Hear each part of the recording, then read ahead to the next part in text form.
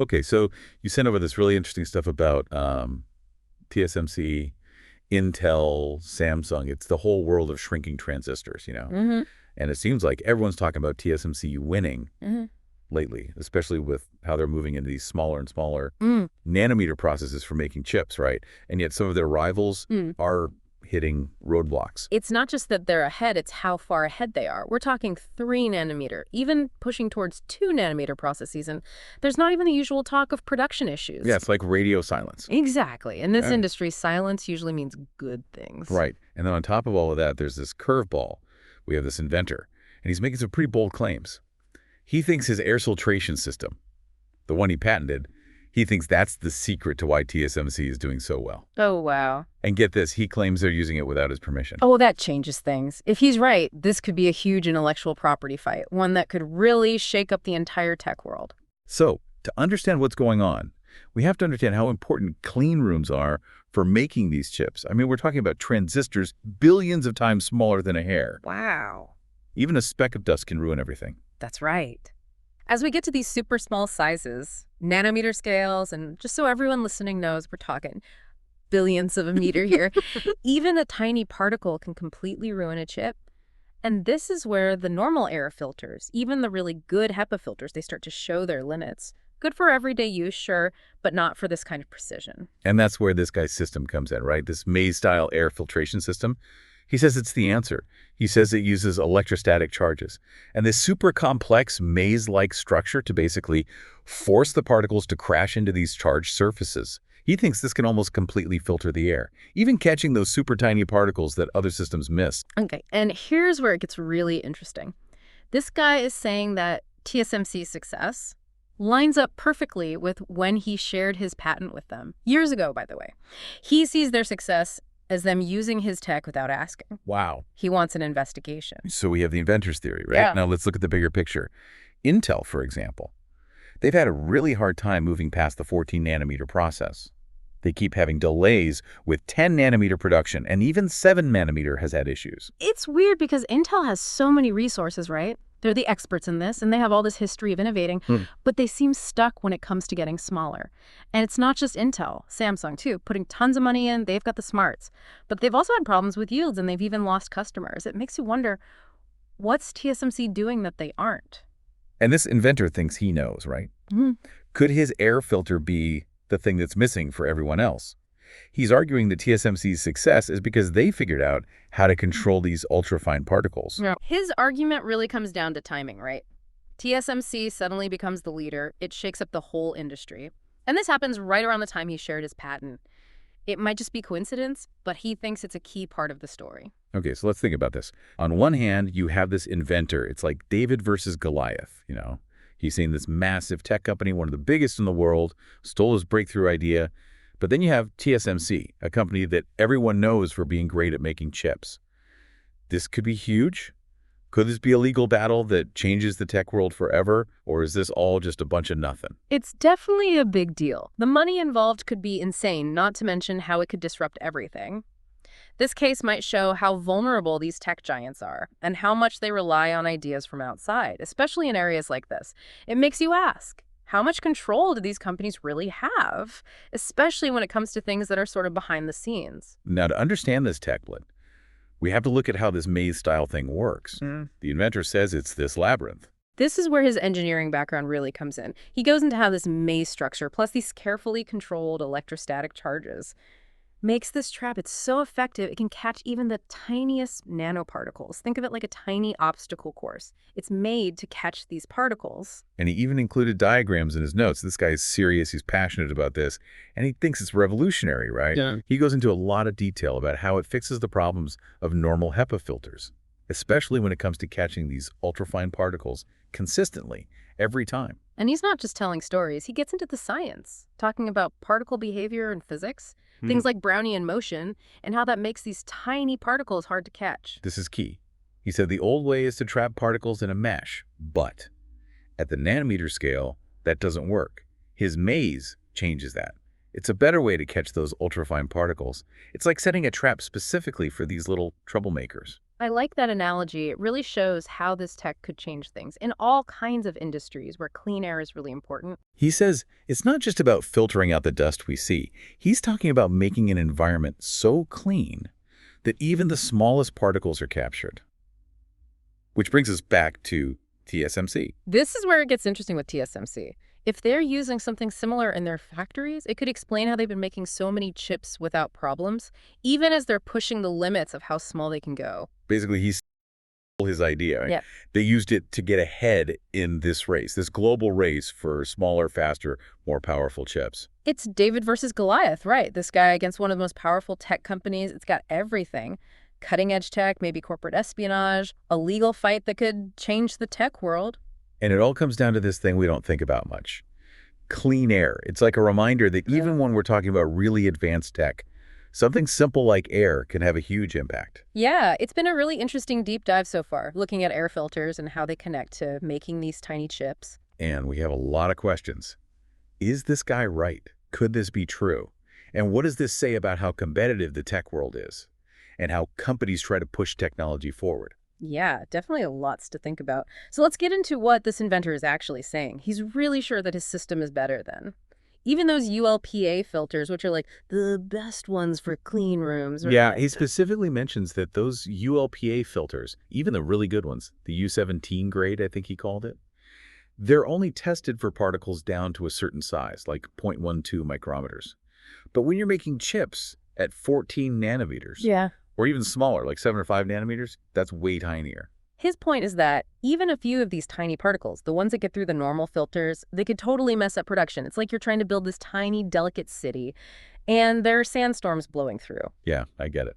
And he explains that his system works differently. It's not just the filter itself. It uses electrostatic forces in this maze design to basically suck the particles out of the air. Almost like a tiny vacuum cleaner for particles.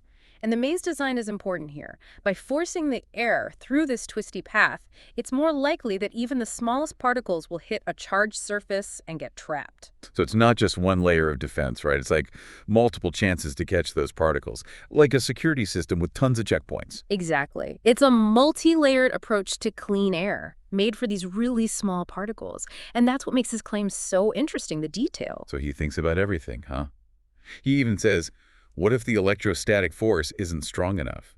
He says, just crank up the voltage. Make those maze walls supercharged so the particles stick. He really knows his physics, and he's not afraid to point out where his design could have problems.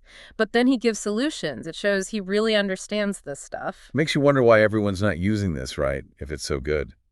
He thinks it's because people don't like change. The industry likes to stick with what it knows, even when there might be a better way. He might be right. The chip industry is all about avoiding risk, especially with something as important as clean rooms. Change happens slowly. But we can't forget about how he feels, right? This guy's frustrated. He thinks his idea is being used, and no one is giving him credit. It's a tough spot to be in. He feels like he helped start a revolution, and he's been left out. And he's passionate about this. He thinks it can help people, not just make better chips. Yeah, it's not just about money and patents for him. He really believes this could make lives better. He even calls it a longevity machine. He says cleaner air could help us live longer, healthier lives because it would reduce the toxins building up in our bodies. That's a bold claim.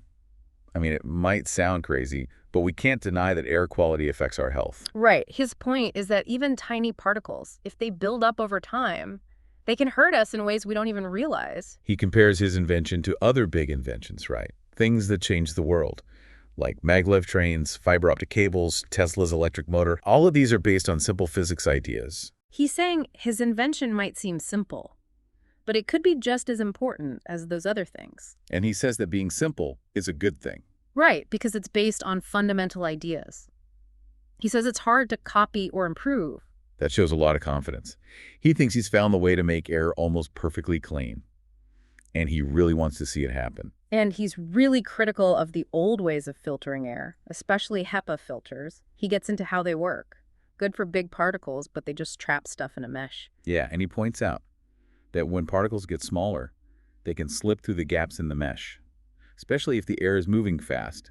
He even talks about Brownian motion, which is how particles randomly move around in fluids. It's like catching butterflies in a net. Some are going to get away, especially the small ones. And he says his maze approach fixes this random movement problem. It controls the environment, so the particles are more likely to get caught, no matter their size or how much they're bouncing around.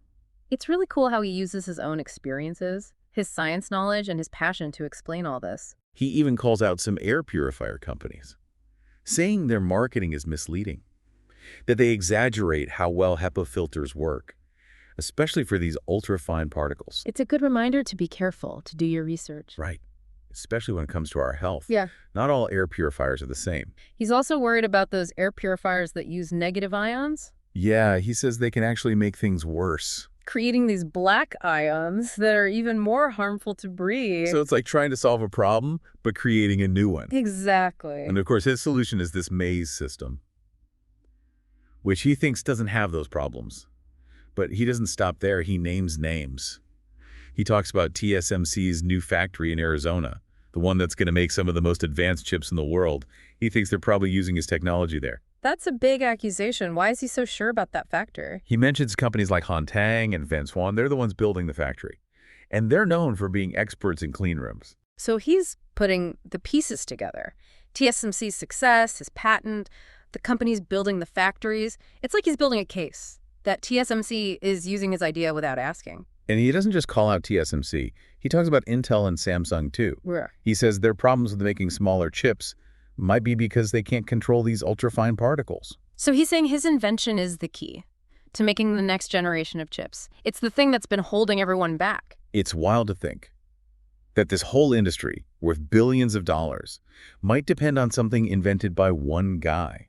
And he goes even further. He mentions Apple, NVIDIA, AMD. He thinks they might be involved too, if they're using chips made with his tech without his permission. He's not holding back. He's going after the biggest names in tech. It's a bold move, taking on these huge companies, just because he believes he has something that could change the world. But does he have any proof? Or is it just all based on timing? He's asking anyone who knows something to come forward. He wants to expose what he thinks is a huge case of stealing ideas. He's even offering a reward, a cut of any money he might get from a lawsuit. It's a big gamble, but it could be a game changer. He even talks about those confidentiality agreements, the ones people sign at these companies. He says those agreements can't be used to hide illegal stuff or stop people from reporting it. He's standing up for what he thinks is right, even if it means going against powerful companies. This guy is something else. Passionate inventor, fighting for his idea. He thinks he's been cheated. He's using everything he can to get justice. It raises questions about how we protect new ideas. Definitely. And about the challenges inventors face, especially in the tech world, where it's so competitive. And it all comes back to clean air, right? This thing we don't even think about. Yeah, but it's essential for technology to move forward. His story shows us that even in the most high-tech fields, something simple can make a huge difference. It's also about the people behind these inventions, the drive, the passion, the frustration, and the fight for recognition and justice. This story is far from over. We'll have to see how it all plays out. Maybe we'll have an update for you in the final part of this deep dive. Okay, before we finish up, it's important to remember we've been talking about this inventor's claims and his theory, right? We haven't actually seen proof that TSMC is using his tech without permission. You're right. It's really important to remember these are just accusations, not proven facts. And TSMC hasn't said anything publicly about this, Yeah. We don't want to jump to conclusions or say this is definitely corporate espionage. Definitely not. This could be a really big deal, and we need to consider every side of it. But even if we ignore the legal stuff for a minute, this story makes you think about how we protect inventions and what inventors have to deal with in this super competitive tech world. I think what really stood out to me was his concern about those negative ion generators. He seems really worried that companies are exaggerating how good those things are, and people might end up using products that are bad for them. Yeah, I was thinking about that too. It makes you think about responsibility. Companies need to be honest about the tech they're using and how it could affect people. Right, and people need to do their research before they buy the latest gadget or health product. It comes down to thinking critically. We're always getting bombarded with info, especially about tech. Absolutely. We have to question what we hear, dig deeper, and look at things from different perspectives. Yeah, be skeptical. So what have we learned? This deep dive has shown us that even something like air filtration can have a big impact on the tech world. For sure. It affects the devices we use, even whole industries. It reminds us that a lot of innovation happens behind the scenes. Right, it's the unsung heroes and those small discoveries that end up changing things. And we need to protect those discoveries, not just for the inventors, but for technology to keep moving forward. This whole case, no matter what happens, it's a small example of what's happening in tech. This constant push for smaller, faster, more powerful tech. Yeah, and the competition. The fight over who owns what. It also shows how connected everything is. This one inventor's idea, something as basic as clean air, it can affect how chips are made. And those chips are in everything. Phones, cars, you name it. That's crazy when you think about it. This deep dive has been really interesting. We've learned about cutting-edge technology. The complicated world of intellectual property and how important clean air is for all of this. We'd love to hear what you think about all this. What do you think about the future of tech and innovation? Keep those questions coming. And stay curious.